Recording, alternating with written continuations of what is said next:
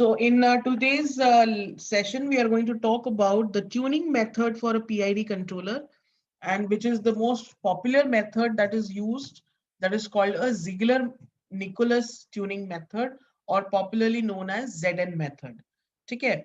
PID controller किस format में होता है ये we have already seen that a PID controller, the equation of PID controller is Kp plus Ki upon S plus Kd into S.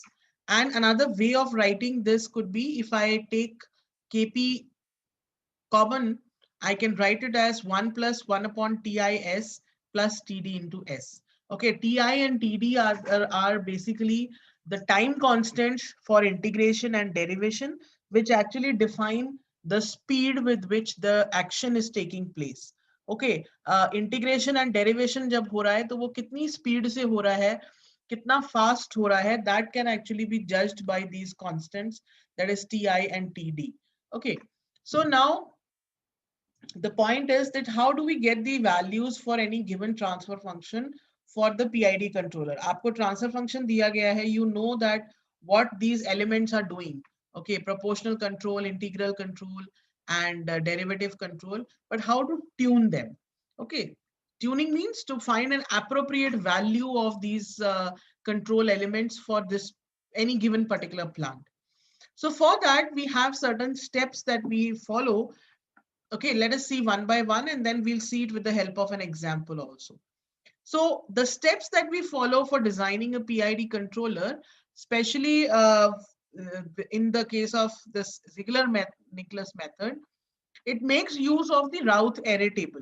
Okay, now how do we do that? First of all, the first step is we consider the system under pure proportional control. Okay, तो हम क्या करते हैं, हम ये मान के चलते हैं कि सिस्टम में जो कंट्रोलर हमने लगाया हुआ है, that is only a simple P control, that is called pure proportional control. Then consider the closed loop characteristic equation of the system under the pure proportional control.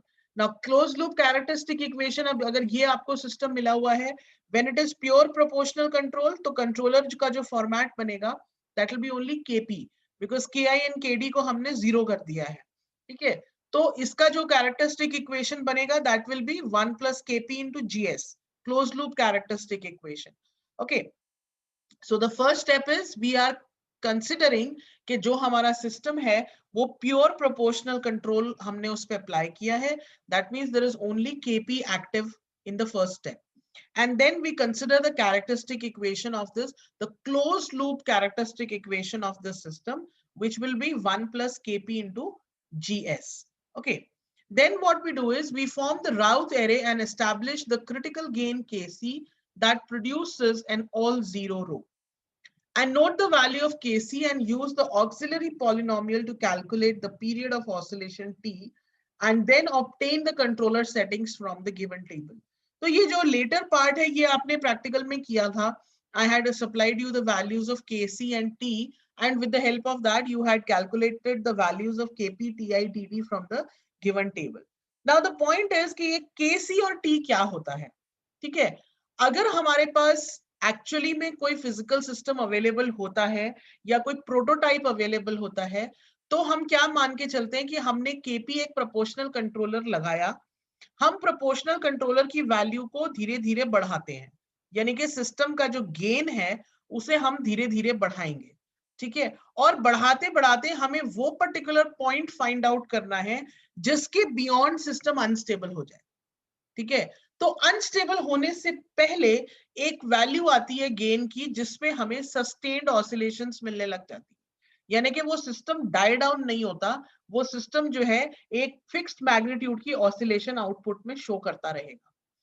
वो वैल्यू ऑफ Kp यानी कि gain की वो value जहां पर हमारा system marginally stable बन गया है, एक सस्टेन्ड मैग्नीट्यूड की ऑसिलेशंस आउटपुट में प्रोड्यूस करने लगा है, उस गेन की वैल्यू को हम कहते हैं क्रिटिकल गेन या Kc. ठीक है, अगर क्योंकि यूजुअली हमारे पास जो सिस्टम्स होते हैं, अब आपके पास अगर कोई प्लांट है, कोई बॉयलर प्लांट है, तो उसका आपको टेम्परेचर देखना है या कुछ इस तरह की अगर आपके पास प्लांट्स होते हैं, सो ऑब्वियसली आप physically you can not go on increasing the gains like this and test. कोई छोटा मोटा मोटर होगा या कुछ होगा तो आप करके देख सकते हो, but for large plants or for some critical systems you cannot actually do this, क्योंकि थोड़ा सा भी आपने कुछ गड़बड़ किया, system becomes unstable and it can lead to disaster. तो उसका जो इक्विवेलेंट मेथड होता है वो हम ट्रांसफर फंक्शन की हेल्प से क्रिटिकल गेन निकालते हैं. जब हमें ट्रांसफर फंक्शन दिया जाता है तो हम एक राउथ एरे बनाते हैं और उस राउथ एरे में से हम एक क्रिटिकल गेन की वैल्यू निकालते हैं, दैट इज केसी.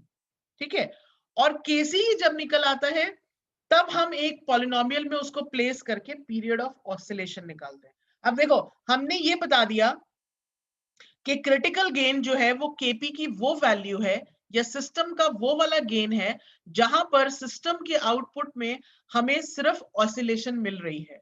सिर्फ ऑसिलेशन का मतलब हमारा सिस्टम मार्जिनली स्टेबल हो गया है. और अगर इफ यू रिकॉल जो हमने पहले पढ़ा था कि जब सिस्टम मार्जिनली स्टेबल होता है या जब सिस्टम ऑसिलेटरी बिहेवियर शो करता है तो जो हमारा रूट होता है वो प्योरली इमेजिनरी रूट होता है, उसमें रियल पार्ट होता ही नहीं है.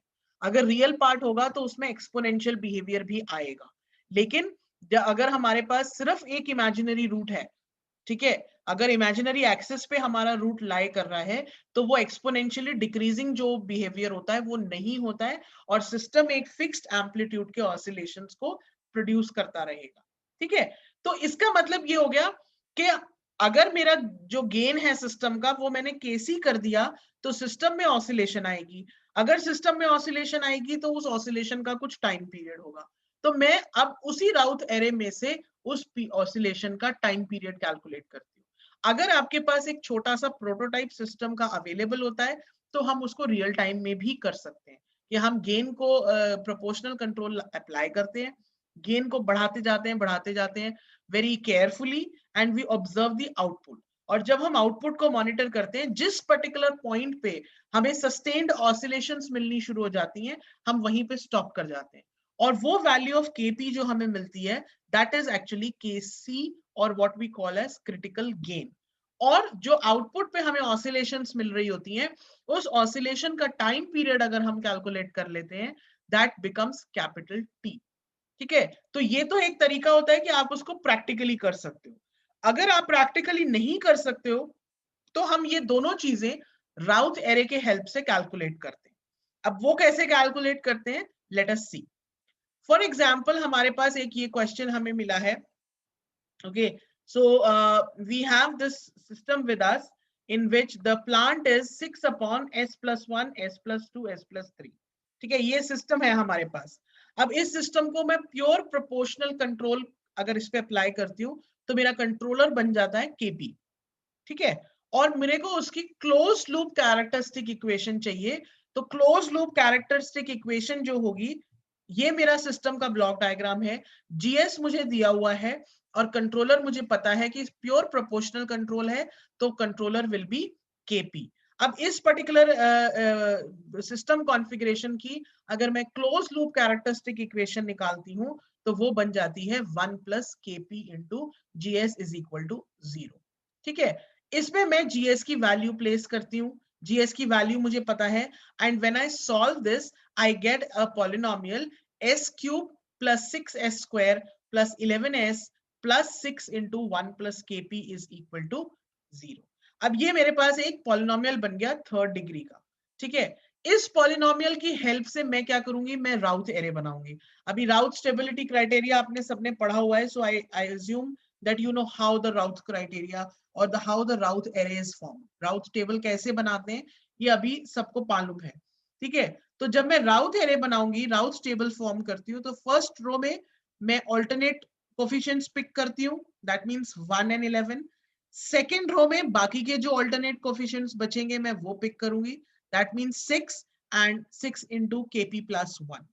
ठीक है, इसको यूज करके जब मैं नेक्स्ट कोफिशिएंट्स कैलकुलेट करती हूँ so what I get is 11 minus KP plus 1 and S to the power 0 वाला जो एलिमेंट था वहां पर मुझे मिला 6 into KP plus 1. Now first of all tell me, is this much part clear to you that how we are getting S1 and S0 coefficients? Is this part clear to all of you? ये समझ में आ रहा है कि ये दो element कैसे आए? Yes, yes ma'am. जैसे हमने टेबल में पढ़ा था अगर आप इसको डिटर्मिनेंट लेकर डिवाइड करोगे तो आपको यही कोफिशिएंट, यही टर्म मिल जाएगी, जैसे नॉर्मली आप राउथ एरे बनाते हो, ठीक है। क्योंकि ये केपी के टर्म्स में चल रहा है तो हमारा केपी आगे तक केपी के टर्म्स में ही चलेगा, right. So when I apply the formula for Routh table on these first 4 elements, these are the next elements that I can calculate with the help of the formula.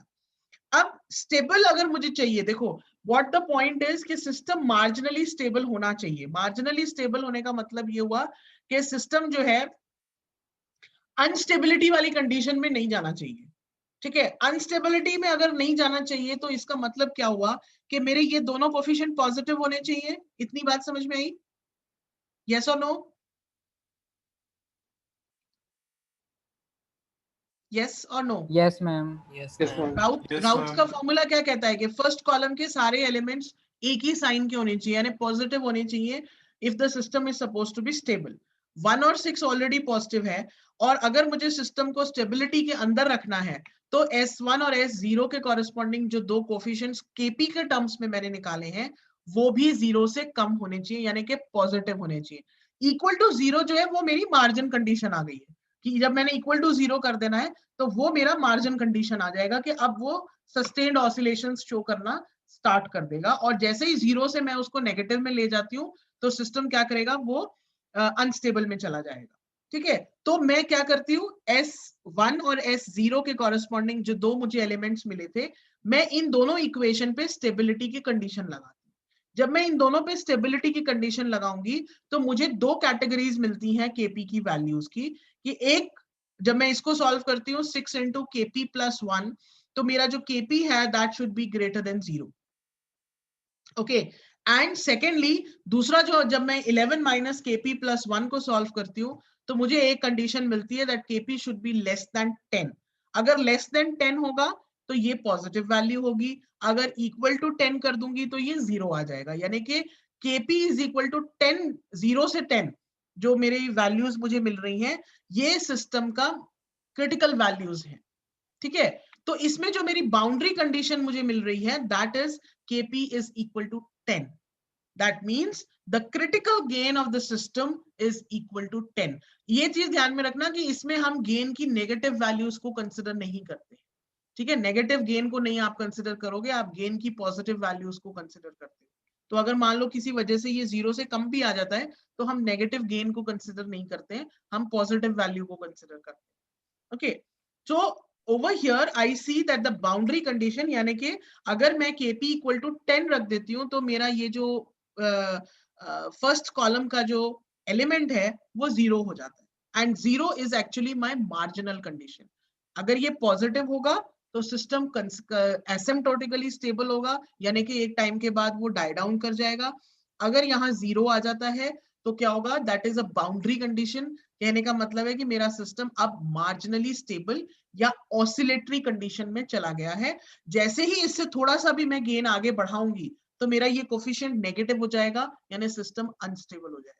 तो from here I can say कि Kp is equal to 10 जो है वो मेरा critical gain है इस system के लिए, that is termed as Kc, ठीक है। So from here what I get, Kc is equal to 10।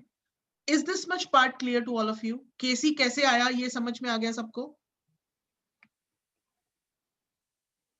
यहां तक कोई चीज जिसे किसी को कोई बात नहीं समझ आई हो? मैम केपी की जो दूसरी इनइक्वालिटी थी मैम वो ग्रेटर देन 0 कैसे हुआ?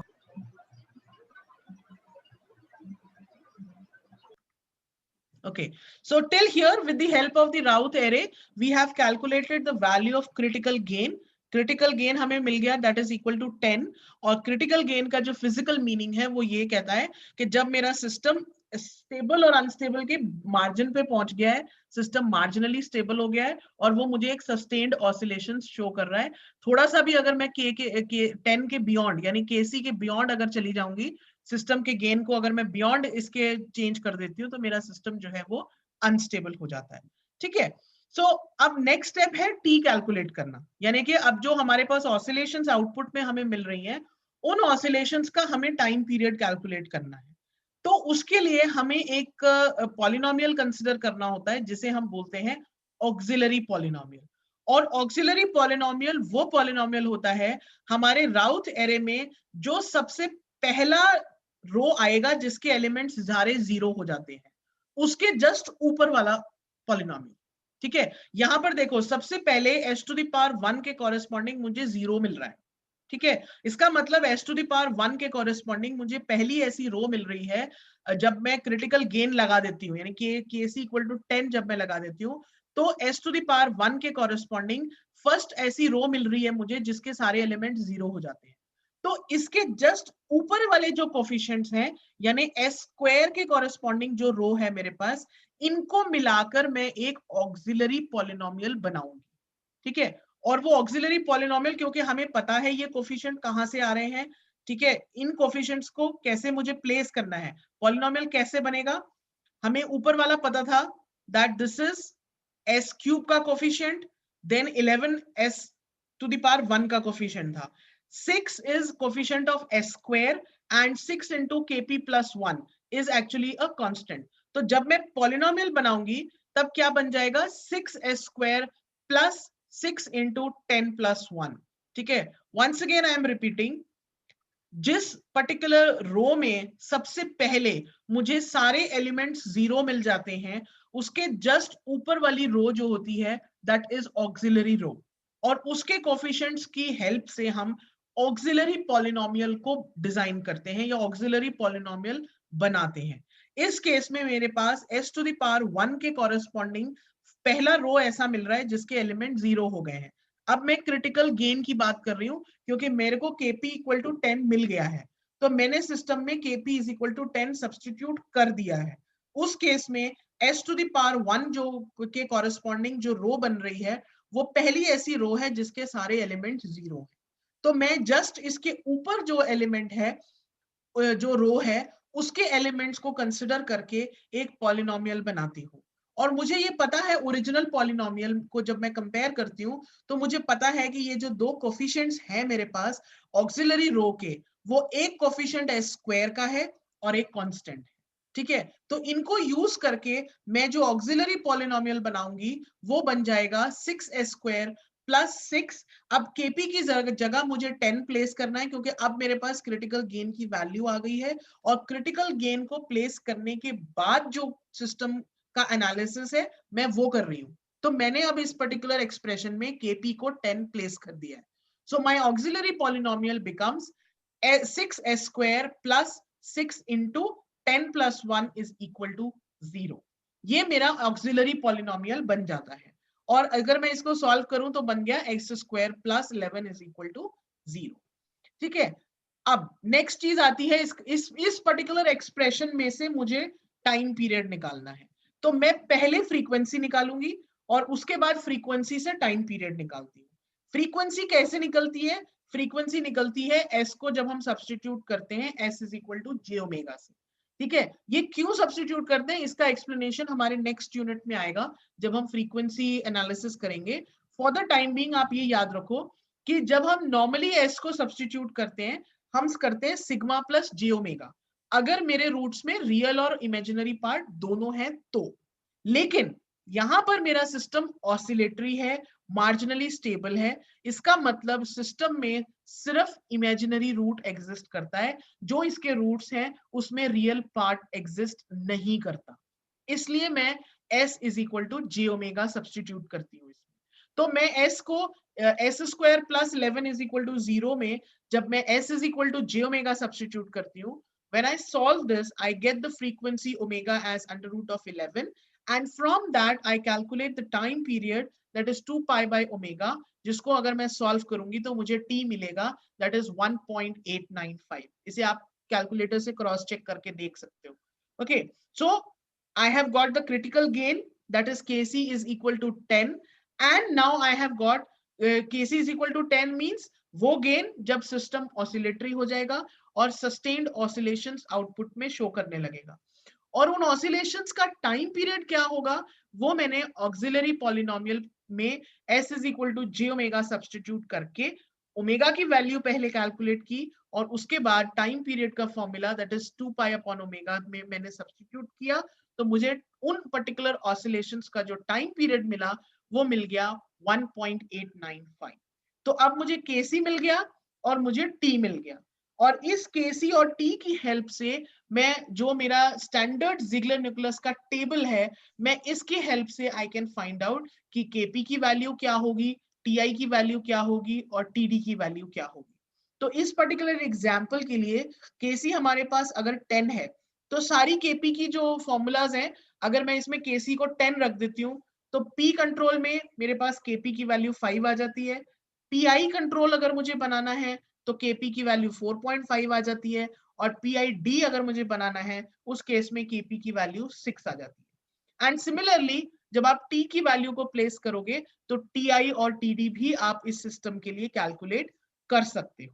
ओके, तो इसका मतलब ये हो गया कि इस गिवन सिस्टम के लिए अगर मुझे पीआईडी इंप्लीमेंट करना है, तो जो सेकंड टेबल है उसकी लास्ट रो को मैं कंसिडर करूंगी in the first formula that we had seen, KP into 1 + 1/TIS + TD। ये मेरा कंट्रोलर का फॉर्मूला बन जाएगा, और इसकी जो वैल्यूज होंगी वो क्या होंगी, KP will be 6, TI will be 0.947 and TD will be 0.237।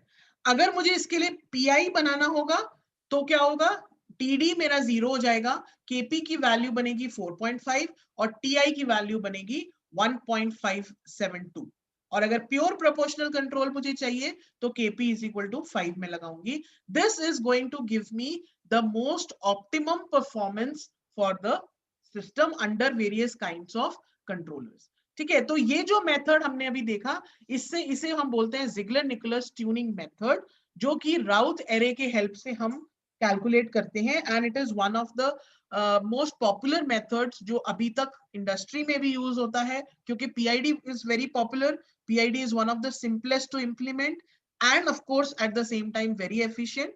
तो जिगलर निकोलस मेथड जो है, जहां पर हमें एक्यूरेट मॉडल पता है सिस्टम का, मोस्टली ये प्रोसेस इंडस्ट्रीज में बहुत यूजफुल होता है, जहां हमारे पास मॉडल अवेलेबल होगा वहां पर हम जिगलर निकोलस की हेल्प से we can actually design P, PI और पीआईडी कंट्रोल।